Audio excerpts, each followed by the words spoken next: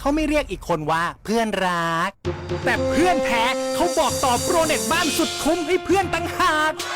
พิเศษสำหรับลูกค้า 3BB Fiber Tree ชวนเพื่อนมาติดเน็ตบ้านวันนี้รับส่วนลดค่าเน็ตไปเลยคนละ500 บาททั้งคนชวนและคนโดนชวนเพื่อนจอยเราก็จอยให้เพื่อนแท้ทุกคนได้ใช้เน็ตบ้านแรงกันทั่วหน้าในราคาที่โคตรคุ้ม 3BB Fiber Tree โทรเลย1530ส้มช่วงนี้ฉันปวดหัวปวดตาจังเลยอะน้ำตาก็ไหลงานก็เยอะมากต้องส่งงานด่วนด้วยฉันจะทำยังไงดีล่ะเนี่ยเพื่อนรักปัญหาแบบนี้ฉันเจอมาก่อนแต่พอไปตรวจวัดสายตาปัญหาก็หายไปทันทีนะจริงสิทำยังไงอะชมพู่เธอลองไปปรึกษาที่ The World of Opticon สิเขามีผู้เชี่ยวชาญด้านตรวจวัดสายตาจะมองใกล้มองไกลแว่นตาก็มีเลนส์เปลี่ยนสีได้ทุกรุ่นทุกแบบแว่นตากันแดดเขาก็มีนะโหงั้นดีเลยเธอต้องรีบพาฉันไปแล้วล่ะ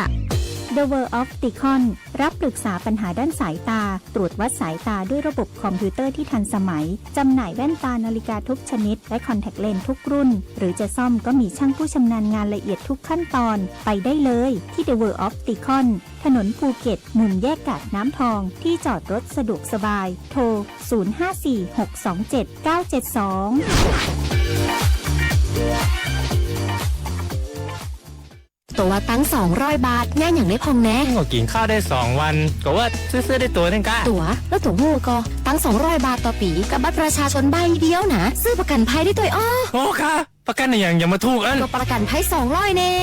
ซึ่งยังไงแค่200 บาทกับบัตรประชาชนใบเดียวก็ได้รับความคุ้มครองสูงสุดถึง 100,000 บาทสมัครได้ตั้งแต่อายุ20ถึง60 ปีเลยนะโอ้กะเอาเนี่ยเอาไปซื้อเสื้อแล้วนะไปสมัครประกันภัย200เป็นเพื่อนเฮาหน่อยเนาะถ้าเกิน100คือประกันภัย200กับคนที่คุณ5โดยสำนักงานคปภ.สายด่วนประกันภัย1186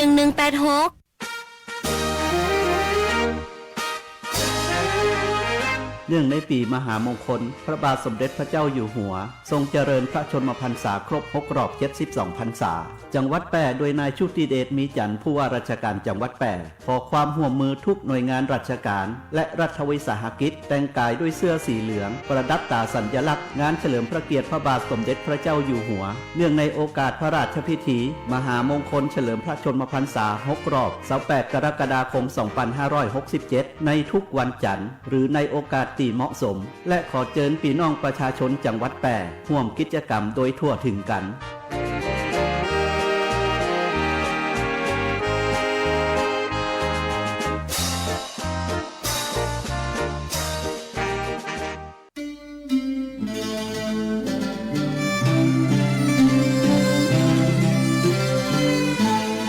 หม้อห้อมไม้สัก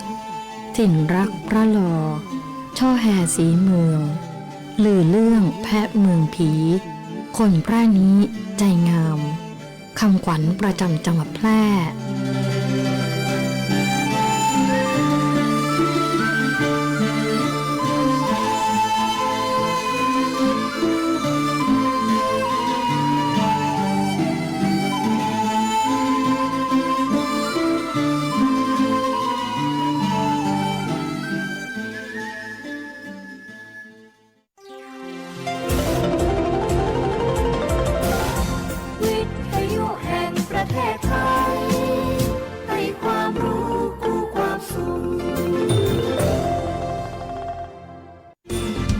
คุณกำลังฟัง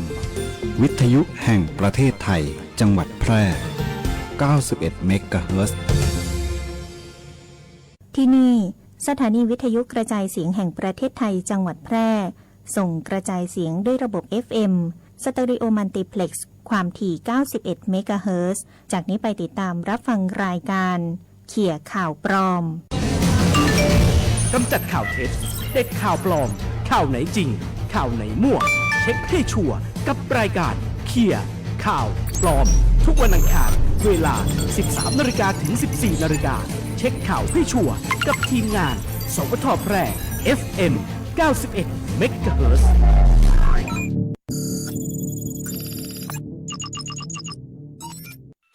จากนี้ไอนะครับคุณเป็นผู้ต้องสงสัยคดีฟอกเงินนี้ครับจากไปรษณีย์ไทยนะครับพอดีมีพัสดุตกค้างไม่สามารถสมุดบัญชี9 เล่มพาสปอร์ต12 เล่มโดยมีติดต่อเจ้าที่เลยครับไม่ได้ครับ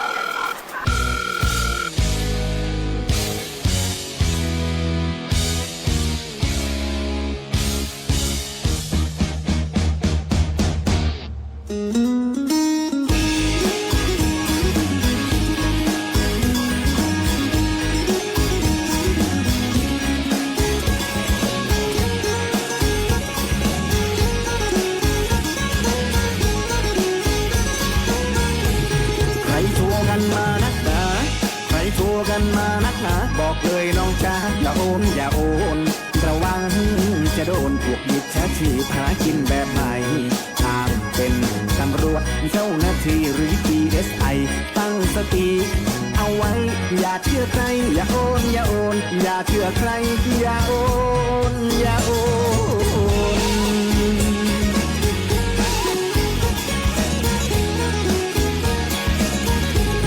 ถูกหลอกขอบอกจำไว้ถูกหลอกขอบอกจำไว้หลอกทั้งหลายคนตั้งโดนอย่าโอนอย่าโอนให้โอนเงินอย่าโอนเด็ดขาดอย่าไปหลงเชื่อตกเป็นเหยื่อของแก๊งอุบาทมันหลอกชัดๆแก๊งข้ามชาติให้โอนอย่าโอนมันหลอกชัดๆแก๊งข้ามชาติให้โอนอย่าโอน โทรมาแล้วพูดจาข่มขู่บอกเลยให้รู้อย่าโอนอย่าโอนอ้างตัวเป็น DSI มีผู้เสียหายก็ต่างคนต่างโดน ส่งไลน์ให้เราได้เห็นแถมยังเขี้ยวเข็นให้เรารีบโอนอ้างตัวเป็นเจ้าหน้าที่เป็นบุรุษไปรษณีย์ที่แท้คือโจร ความกลัวทำให้ขาดสติแต่จำไว้ดีๆว่าอย่าโอนอย่าโอน จะเป็นใครที่ไหนก็ช่างละบอกเลยกันดังว่านี่คือโจร จะอายัดบัญชีตรวจสอบแถมมันยังตอบว่าจะออกหมายค้นทำเป็นจะมาช่วยเหลืออย่าเชื่อเดี๋ยวเป็นเหยื่อโจร ทำทีโอนสายให้รัฐปลายเสียงโทรศัพท์คือหัวหน้าโจรเสียเงินแล้วยังเสียใจเสียเงินแล้วยังเสียใจถ้าไม่อยากอับอายอย่าโอนอย่าโอน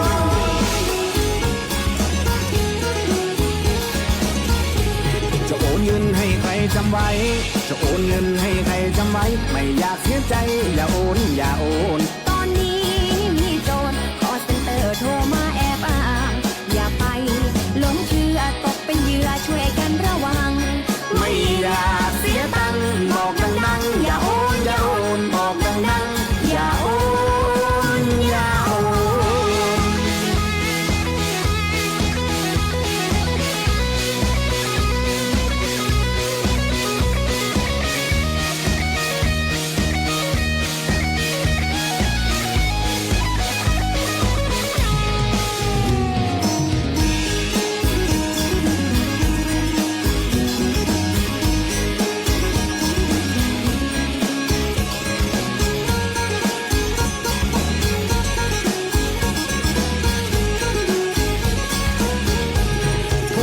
พูดจาข่มขู่บอกเลยให้รู้อย่าโอนอย่าโอนอ้างตัวเป็น DSI มีผู้เสียหายก็ต่างคนต่างโดน ส่งไลน์ให้เราได้เห็นแถมยังเขี้ยวเข็นให้เรารีบโอนอ้างตัวเป็นเจ้าหน้าที่เป็นบุรุษไปรษณีย์ที่แท้คือโจร ความกลัวทำให้ขาดสติแต่จำไว้ดีๆว่าอย่าโอนอย่าโอน จะเป็นใครที่ไหนก็ช่างละบอกเลยกันดังว่านี่คือโจร จะอายัดบัญชีตรวจสอบแถมมันยังตอบว่าจะออกหมายค้นทำเป็นจะมาช่วยเหลืออย่าเชื่อเดี๋ยวเป็นเหยื่อโจร ทำทีโอนสายให้รัฐปลายเสียงโทรศัพท์คือหัวหน้าโจรเสียเงินแล้วยังเสียใจเสียเงินแล้วยังเสียใจถ้าไม่อยากอับอายอย่าโอนอย่าโอน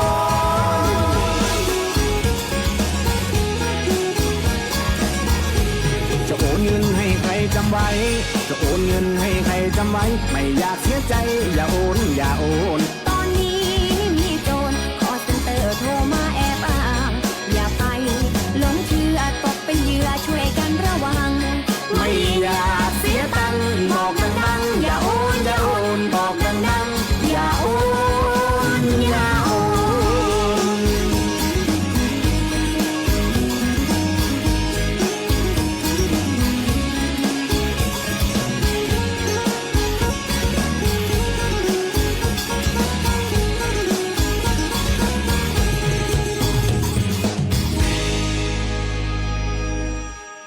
ถ้าใครนะคะเจอสถานการณ์แบบนี้ต้องตั้งสติ อย่าตกใจ ถึงถูกข่มขู่อย่างไร ก่อนอย่าโอน อย่าโอน อย่าโอน อย่าโอน จะโอนเงินให้ใครจำไว้จะโอนเงินให้ใครจำไว้ไม่อยากเสียใจอย่าโอนอย่าโอน ตอนนี้มีโจรคอเซ็นเตอร์โทรมาแอบอ้างอย่าไปหลงเชื่อตกเป็นเหยื่อช่วยกันระวัง ไม่อยากเสียตังค์บอกดังๆอย่าโอนอย่าโอนบอกดังๆอย่าโอนอย่าโอน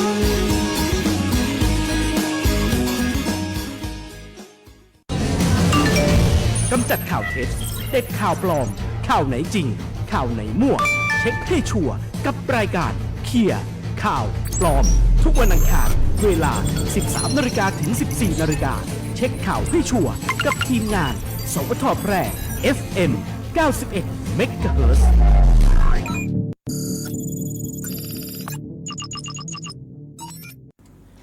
สวัสดีครับสวัสดีคุณผู้ฟังสวทแปด FM 91 MHz ครับต้อนรับคุณผู้ฟังเข้าสู่ช่วงเวลาของรายการ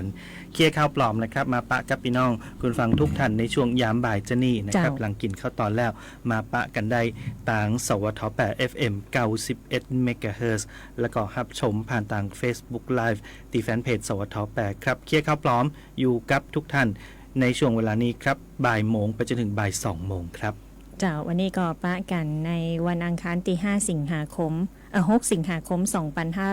2567นะเจ้าอยู่เป็นเปื่อนกัน1ชั่วโมงตรงนี้นะเจ้าแต่ว่าบางรอบนะบางสัปดาห์อาจจะบ่ถึง1ชั่วโมงเนาะ เพราะว่าเดี๋ยวอาจจะมีสัญญาณของการแถลงผลมติครม.มานะเจ้าถ้ามีเฮาก็จะคุณผู้ฟังไปติดตามครม.แถลงนะเจ้าสำหรับในวันนี้นะเจ้าอำนวยการผลิตโดยนายโชคชัชการราชปูผู้อำนวยการสวทแปนะเจ้าอยู่เป็นเพื่อนกันกับเคลียร์ข่าวปลอมนะเจ้าดำเนินรายการโดยน้องปุ๋ยพิรุณพรแสงซอยเจ้ากับผมธนชัยสวนอากาศครับข้อมูลข่าวสารเอามาฝากกันกับเคลียร์ข่าวปลอมของเฮานะก็บ่ปนในเรื่องของข่าวปลอม ก็ต้องเอามาเตือนกันแล้วก็ยังมีข้อมูลข่าวสารอื่นๆนะครับที่เป็นประโยชน์ทั้งข่าวจริงนะแล้วก็ข้อมูลข่าวสารนโยบายรัฐบาลเองต่างๆเนาะก็มีให้ได้ติดตามกันในรายการของเฮาตัวครับเจ้าก็มาเริ่มกันเลยนะเจ้าสำหรับข้อมูลข่าวสารของเฮาเนาะวันนี้ก็มีเรื่องของข่าวปลอมข่าวแรกนะเจ้ามานำเสนอนะเจ้าก็มีการโฆษณาผลิตภัณฑ์ Yes Care นะตีบอกไว้ว่าเป็นต้อหินมาหลายปีกินแล้วจะดีขึ้นเรื่อยๆนี่นะเปิดก็มีการโฆษณากันไว้จีนะเจ้า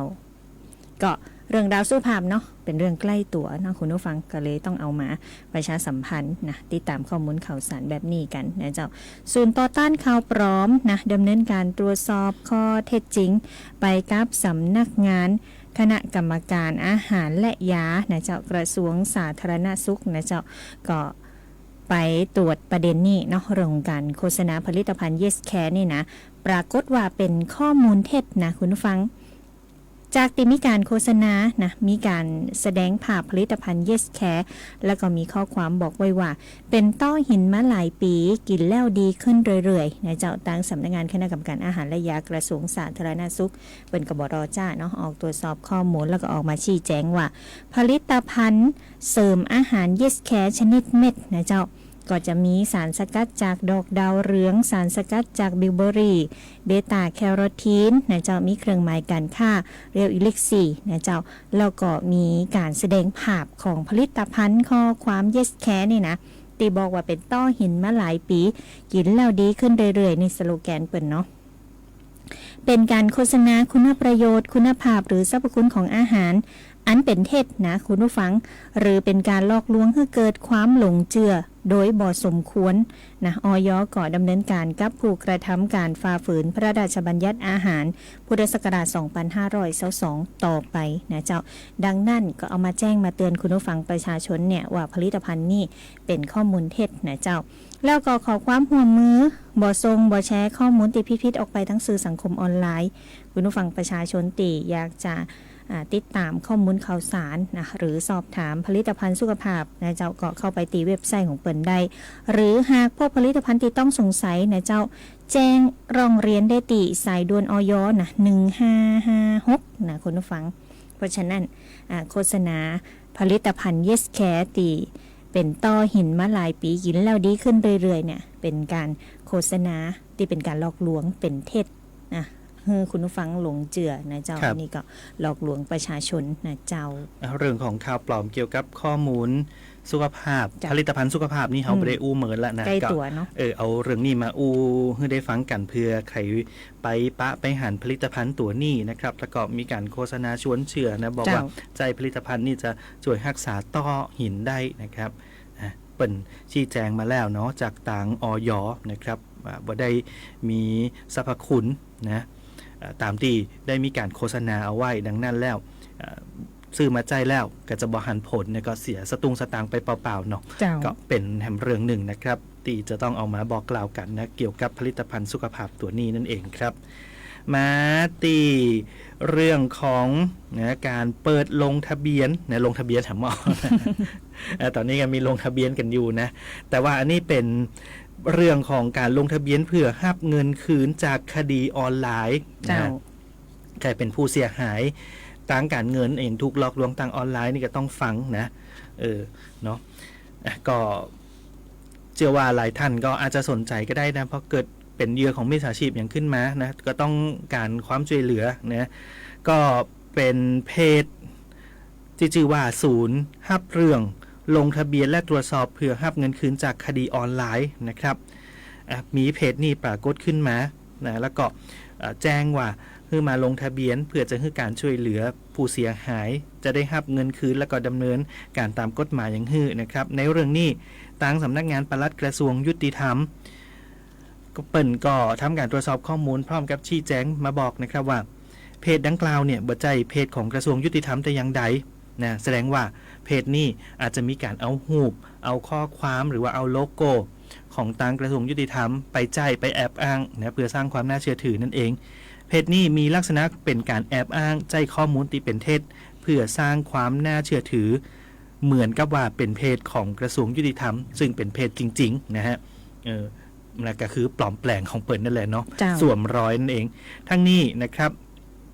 เพจของกระทรวงยุติธรรมแต่แล้วเนี่ยมีชื่อว่ากระทรวงยุติธรรมนะแล้วก็มีภาษาอังกฤษด้วยว่า Ministry of Justice แล้วก็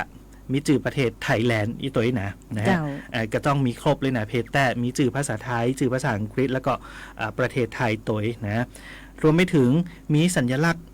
ต่อท้ายชื่อมาจะเป็นเครื่องหมายถูกสีฟ้าอันนี้แสดงว่าได้รับการรับรองแล้วก็ยืนยันแล้วนะจากทาง Facebook ว่าเป็นของแท้นะก็คือมีการยืนยันตัวตนเรียบร้อยแล้วดังนั้นแล้วเพจดังกล่าวเนี่ยนะบ่ได้มีความเกี่ยวข้องอย่างใดๆกับกระทรวงยุติธรรมหรือว่าหน่วยงานของกระทรวงยุติธรรมเลยก็เป็นการตั้งขึ้นมาเพื่อสร้างความน่าเชื่อถือเอาไว้หลอกลวงพี่น้องประชาชนนั่นเองขอให้อย่าได้หลงเชื่อไปในเพจนี้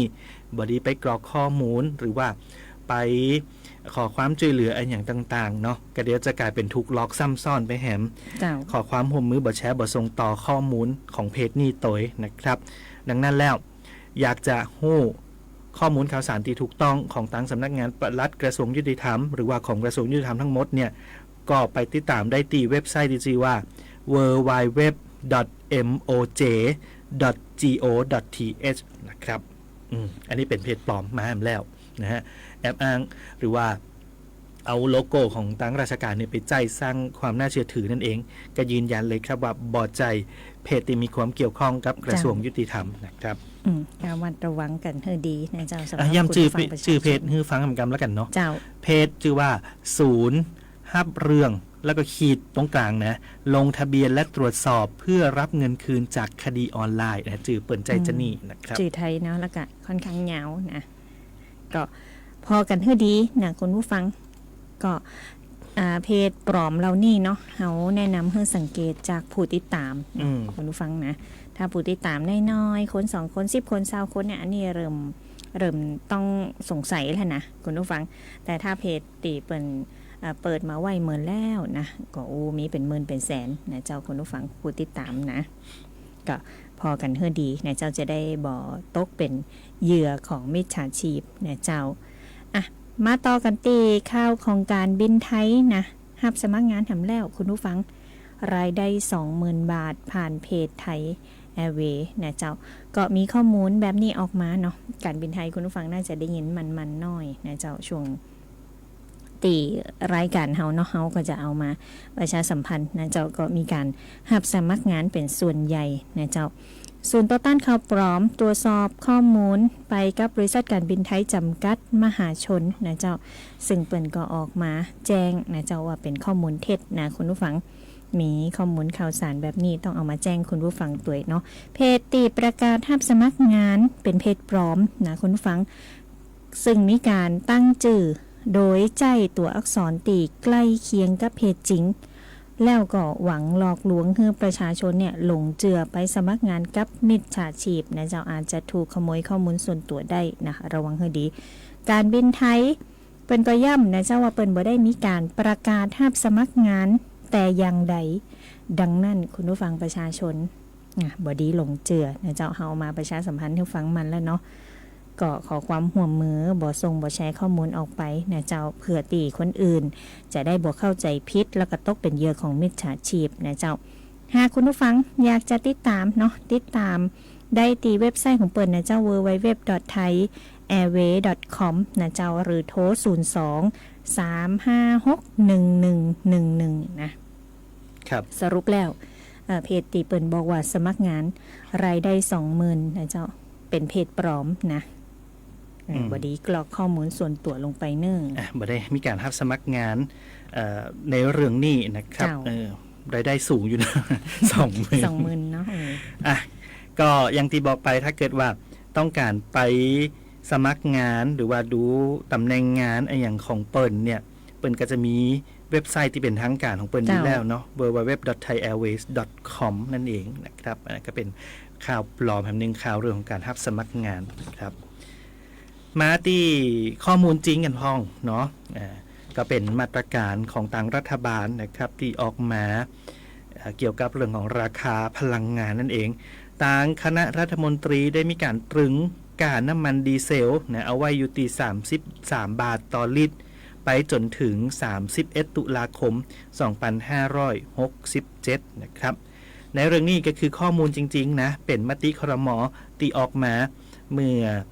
สัปดาห์ก่อนๆเนาะก็บอกว่าทางคณะรัฐมนตรีได้มีมติเห็นชอบมาตรการลดภาระค่าใช้จ่ายด้านพลังงานให้กับพี่น้องประชาชนซึ่งกระทรวงพลังงานเป็นผู้เสนอนะก็เพื่อบรรเทาผลกระทบภาระค่าครองชีพนะแล้วก็เป็นการช่วยเหลือประชาชนด้าน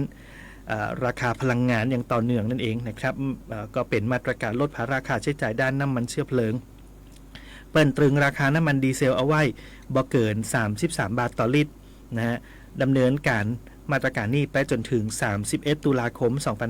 2567ซึ่งเป็นมาตรการของทางกองทุนน้ำมันนะก็จะมีการเอาเงินเนี่ยไปซัพพอร์ตเนาะไปช่วยหรือไปอุดหนุนตรงนี้นะครับจากทางกองทุนน้ำมันส่วนการดูแลเรื่องของราคาน้ำมันเบนซินเนี่ยต้องบอกว่าเนื่องจากว่ากลไกน้ำมันในประเทศไทยเป็นจะนี่นะฮะก็คือมีการกำหนดราคาหรือว่าขึ้นอยู่กับตลาดอย่างต่างๆเนี่ยนะซึ่งเป็นบอกว่ากำลังดำเนินการแก้ไขโดยการร่างกฎหมายส่งให้ฝ่ายกฎหมายตรวจสอบก่อนที่จะเนี่ยร่างตัวนี้ส่งให้กฤษฎีกาช่วยตรวจสอบแห่งขั้นตอนหนึ่งซึ่งจะว่าถ้าหากว่ากฎหมายมีการผ่านออกมาก็จะสามารถแก้ไขปัญหาเรื่องราคาน้ำมันตีขึ้นอยู่ทุกวันนี้ได้นะครับนะตึงดีเซลอยู่แต่ว่าเบนซินเนี่ยก็จะมีขึ้นลงกันอยู่เนาะตอนนี้นะครับก็จะต้องไปการแก้ไขเรื่องโครงสร้างด้วยการแก้ไขกฎหมายอันนี้เป็นกำลังดำเนินการอยู่เนาะแต่ว่าตอนนี้ก็ฮับฮูฮับซาวเอาไว้ก่อนนะว่าน้ำมันดีเซลตอนนี้ตรึงราคาเอาไว้อยู่นะครับ33 บาทต่อลิตรไปจนถึง31 ตุลาคม 2567ก็เป็นมติเห็นชอบจากทางคณะรัฐมนตรีนะครับเจ้ามาต่อกันตีเรื่องของข่าวจริงแห่งหนึ่งเรื่องนะเจ้าตอนนี้เนาะทอสฮับซื้อมังคุดแล้วก็ลำไยนะเจ้าเพื่อช่วยเหลือเกษตรกรนะหลายท่านอาจจะได้ยินข้อมูลข่าวสารมาผ่องนะเจ้าก็เป็นข่าวแต้นะคุณฟังข่าวจริงเนาะธนาคารอาคารสงเคราะห์ในฐานะสถาบันการเงินของรัฐนะเจ้าสนับสนุนนโยบายรัฐบาลในการช่วยเหลือพี่น้องเกษตรกรให้มีรายได้เพิ่มนักขึ้นนะเจ้าโดยเฉพาะในช่วงที่ผลผลิตทางการเกษตรออกสู่ตลาดเป็นจำนวนมากเนี่ยทอส.ได้ทำการซื้อมังคุดลำไยนะเจ้ารวม16 ตันหรือว่า 16,000 กิโลกรัมนี่นะจากเกษตรกรผู้ปลูกมังคุดและก็ลำไยโดยพนักงานทุกสาขาทั่วประเทศจะได้ร่วมมือร่วมใจกันในการสนับสนุนเพื่อช่วยเหลือพี่น้องเกษตรกรนะเจ้าในช่วงตีผลผลิตล้นตลาดเนาะก็ถือว่าเป็นส่วนหนึ่งในการผลักดันราคาสินค้าเกษตรให้เพิ่มสูงขึ้นนะเจ้าคุณผู้ฟังประชาชนเกาะติดตามข้อมูลข่าวสารตีเกี่ยวข้องกับธนาคารอาคารสงเคราะห์กระทรวงการคลังก็ติดตามได้ตีทอส.ในพื้นที่ทุกสาขานะเจ้าหรือ GHB call center นะเจ้า GH Bank call center นะ026459000ติดตามข้อมูลข่าวสารผ่านทาง Facebook Fanpage ธนาคารอาคารสงเคราะห์นะเจ้าแล้วก็เว็บไซต์ www.ghbank.co.th นะเจ้าเป็นเรื่องแต่นะคุณผู้ฟังตีทอสเปิ้นรอฮับซื้อมังคุดแล้วก็ลำไยนะเป็นการช่วยเหลือเกษตรกรแห่งต่างหนึ่งถ้าหากว่าเกษตรกรต้องการที่จะ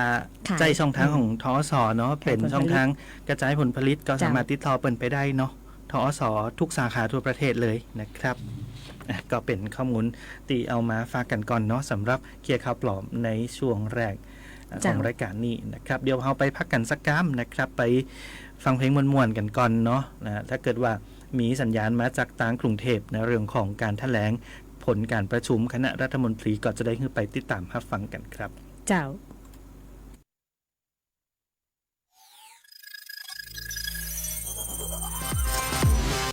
คุณกำลังฟังรายการเคลียร์ข่าวปลอมโดยสถานีวิทยุสวทแพร่ FM 91 เมกะเฮิรตซ์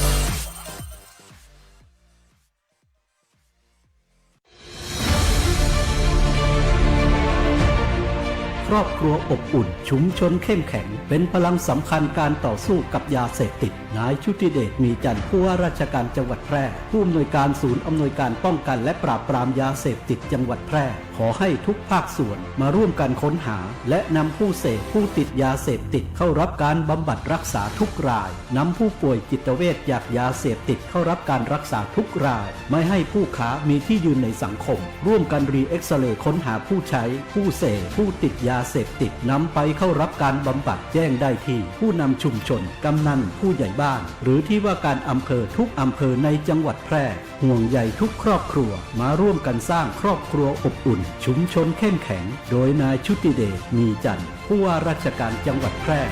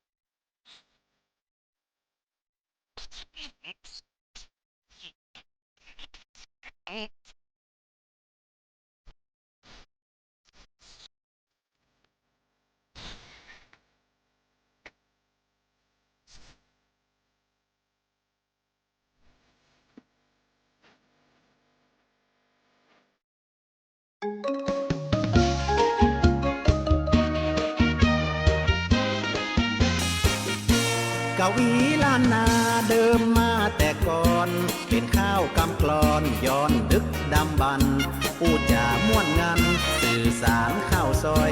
จ้างบานหยดย้อยจอยจอยซอซอ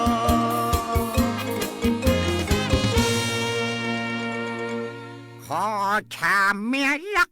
ของมักถูกใจ กินกับข้าวไงแกงยังแม่อีน้อย แกงพักใส่งุ้นแกงตุ้นใส่ปลาน้ำพริกแมงดาบะเขือเจชา กินผักกินพริกกลัวเป็นโรคไตข้าจะออกไปกินลั่นแช่งลาไปเนอะชูนอนก็อีลาเพื่อเห็นเนอะ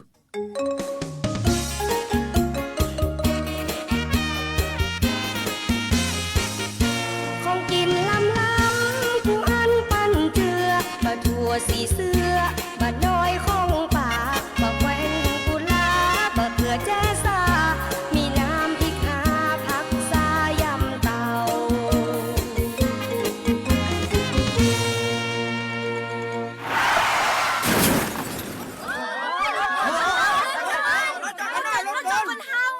โอ้ยเป็นนายพ่องเจ็บนายพ่องลุง อะไรโอ้ยบอนเนี้ยหัวเข่าถลอกกระชอกเป็นแผลลุงเจ็บนักแกเขี้ยวหัก2 ทีเนี่ย โอ้ยลุงโดนรถจนเจ็บปะจะได้ตาย